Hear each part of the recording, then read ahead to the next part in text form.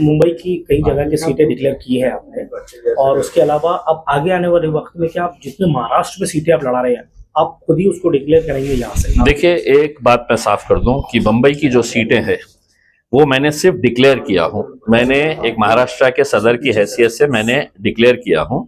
उसका सिलेक्शन जो है वो वहां के हमारे जो जिम्मेदार है वो जिम्मेदार और हैदराबाद की टीम उन लोगों ने फाइनल किए, और फाइनल करने के बाद असद साहब ने मुझे हुक्म दिया था कि आप अपने तौर के ऊपर इसे रिलीज करे करके। ये सिर्फ एक कॉन्स्टिट्यूएंसी की है जो गोवंडी का है, मानखुर्द इलाका, वहां के। तो बंबई के पूरे सीट्स जो है वो मैंने अभी नहीं तय किया हूं। ये जितने आज डिक्लेयर किए हैं मैंने सिर्फ अनाउंस किया है। आज रात में मैं मुंबई जा रहा हूं, हमारे वहां के सदर फारूक शाब्दी साहब के साथ बैठ के हम मीटिंग करेंगे और मुंबई के अतराफ के जो इलाके हैं आज रात में ही उनसे बातचीत करेंगे। जैसे मुंब्रा हो गया है, वसई विरार का इलाका हो गया है, भिवंडी के ताल्लुक से है, मीरा भयंदर है, तो ये सब चीजों का है। तो आज रात में डिस्कस करेंगे, कल दिन भर लोगों से मिलेंगे, बातचीत करेंगे। लेकिन जो भी है वो पार्टी का यूनानिमसली डिसीजन रहेगा। ये मेरा अकेले का डिसीजन नहीं रहता है। जो भी कैंडिडेट डिक्लेयर होते हैं वो पहले उसकी लिस्ट असद साहब के पास जाती है, असद साहब उसको रिव्यू करते हैं, उसके ऊपर कई सवाल वो पूछते हैं, फिर उसके बाद जो है वो डिक्लेयर। सर, संजय केनेकर जो है वो कह रहे हैं कि एमआईएम को यहाँ से उखाड़ फेंकने का काम हम ही कर सकते हैं। देखिए, अब छोटे छोटे बच्चों से मैं तो उलझना नहीं चाहता हूँ। इलेक्शन बहुत बड़ा मसला है। अरे भाई, ऐसे छोटे छोटे बच्चों की बकवास बातों के ऊपर अगर मैं अपना ध्यान देने लगा तो मेरा वक्त है तो इसी के अंदर जाया हो जाएगा उसमें।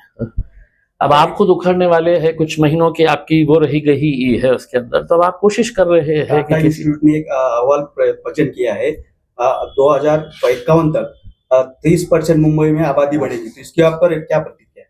मुस्लिम आबादी बढ़ेगी, मुस्लिम आबादी बढ़ेगी 23% हो जाएगी, तो क्या तकलीफ? 30%। तो तकलीफ क्या है?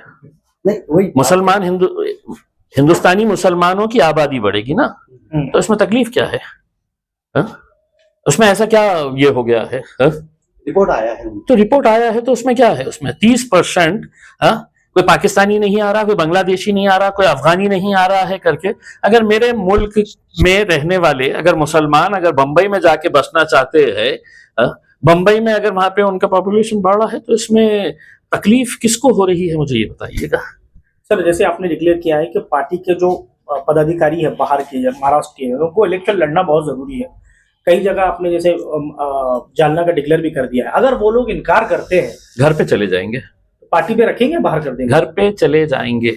ये फैसला मेरा नहीं है, ये मेरे कायद बैरिस्टर असदुद्दीन अवैसी साहब का फैसला है कि हमारे बहुत सारे ऐसे लोग हैं जो डायरेक्ट एमएलए और एमपी के इलेक्शन का टिकट मांगते हैं। तो हम ये देखना चाह रहे हैं कि ये कॉरपोरेशन के इलेक्शन में लड़े, 5 साल लोगों की खिदमत करे, कॉरपोरेशन के अंदर जाके लोगों के मसले मसाइल जो है वो आप वहां पे अगर हल करेंगे तो 5 साल के बाद आपका ये दावा रहेगा कि अब मैं एमएलए का टिकट मांगूंगा, एमपी का टिकट मांगूंगा करके उसमें। तो अब जो इलेक्शन लड़ाने वाले थे कि साहब मेरे पास से है तो 50 सीटें लड़ने का है करके, तो हमने उनको एक कंडीशन डाल दी है कि आप खुद को आपको पहले लड़ना पड़ेगा वहां पे। हमारी ख्वाहिश है कि ऐसे जो नेता है हमारे पार्टी के बड़े बड़े, वो नेतृत्व करे उस महानगर पालिका के अंदर उसमें। अब मुझे बहुत सारे लोगों ने ये कहा कि साहब हमारी दिक्कत है कि हम नहीं लड़ सकते हैं, बच्चों का कुछ मसला है, कोई दूसरे इश्यूज है, हम हमारे बेटे को लड़ा रहे हैं। किसी ने कहा हम हमारी वालदा को लड़ा रहे हैं। आपके घर का कोई एक सदस्य लड़ना चाहिए, ये हमारा अब ये रहा है। और हर जगह के ऊपर से अगर वो हारते हैं तो फिर, अगर वो लड़ते हैं और अगर हार का सामना करना पड़ता है, देखिए बात ये नहीं है ना उसके, हमको पूरा यकीन है कि जो हमारे बड़े बड़े नेता जो है, जो बड़े बड़े इलेक्शंस के बारे में बात करते हैं, कम से कम अपने मोहल्ले को तो मजबूत करिएगा। जहां पे आप रहते हैं, जहां पे आपका दफ्तर है, वहां पे अपना इलेक्शन लड़िएगा करके उसमें। तो एक अच्छी चीज हमने शुरुआत की है कि महानगर पालिका में अगर हमारे 10-20 कॉर्पोरेटर्स जा रहे हैं तो उसका नेतृत्व कौन करेगा? उसका नेतृत्व उस एरिया का जो जिम्मेदार था, जो इतने सालों से मजलिस को वहां पे लेके चल रहा था, वो उसका नेतृत्व करेगा। इम्तियाज में सवाल ये है कि कल पूरे देश में नाताल साजरा किया और पंतप्रधान ने चर्च में जाकर साजरा किया, और दूसरी जगह बजरंग दल के लोगों ने बहुत ज्यादा पूरे देश के अलग अलग हिस्सों में उत्पाद मचाया। कैसे देखते हैं आप इस राजनीति को? देखिए, नरेंद्र मोदी साहब का तो मामला ऐसा हो गया है कि अब वोट